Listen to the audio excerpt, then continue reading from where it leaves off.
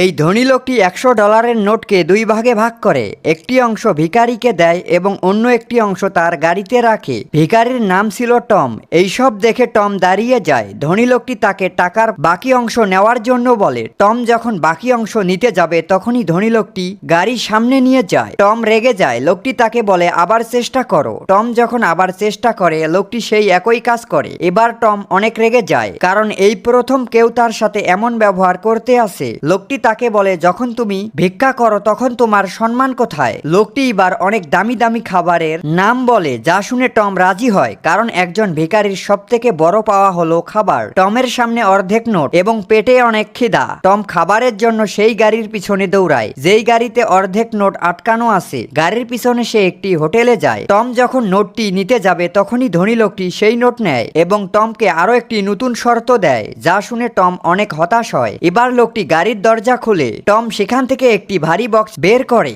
লোকটি তাকে বলে এই বক্সটি হোটেলের ভিতর নিয়ে যেতে হবে, তবেই সে বাকি অর্ধেক নোট পাবে। টম লোকটিকে বলে তাকে সাহায্য করার জন্য, কিন্তু লোকটি তাকে কোনো সাহায্য করে না। তখনই টম সেখানে আরো ভিখারি দেখতে পায়। টম একটি বুদ্ধি বের করে। টম তাদের বলে যদি তোমরা এই বক্সটি হোটেলের ভিতর দিয়ে আসো তবে আমি তোমাদের $25 করে দেব। টমের এ কথা শুনে ভিখারিগুলো রাজি হয়। যখন তারা সেই বক্স হোটেলের ভিতর নিয়ে আসে, হোটেলের ম্যানেজার সেখানে আসে। টম ম্যানেজারকে বলে আমি তোমার কাজ করেছি, আমাকে আমার টাকা বুঝিয়ে দাও। যখনই আশেপাশে তাকায় সেখানে কোনো লোক দেখতে পায় না। টম মনে করে হোটেলের মালিক এবং ম্যানেজার মিলে তার সাথে এই রকম করেছে। টম সেখানে চিৎকার করে এবং বলে হতে পারি আমি ভিখারি, কিন্তু আমি পরিশ্রম করেছি, আমাকে টাকা দিন। টমের এ কথা শুনে ম্যানেজারের মন গলে যায়, যদিও ম্যানেজার টমের ব্যাপারে বেশি কিছু জানে না। এরপরেও সে টমকে সেই হোটেলের চাকরি করার অফার দেয়। টম তার কথায় রাজি হয়। যখন সে বাইরে আসে তখন সেই দুজন ভিখারিকে দেখতে পায় যাদেরকে সে টাকা দিতে চেয়েছে। টম তাদের বলে সে টাকা পায়নি, যা শুনে ভিখারিগুলো তাকে ধাক্কা দেয়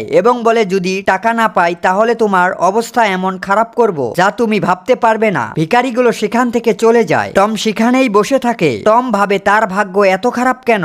তখনই তার সেই চাকরির অফারের কথা মনে পড়ে যেটা তাকে ম্যানেজার দিয়েছিল।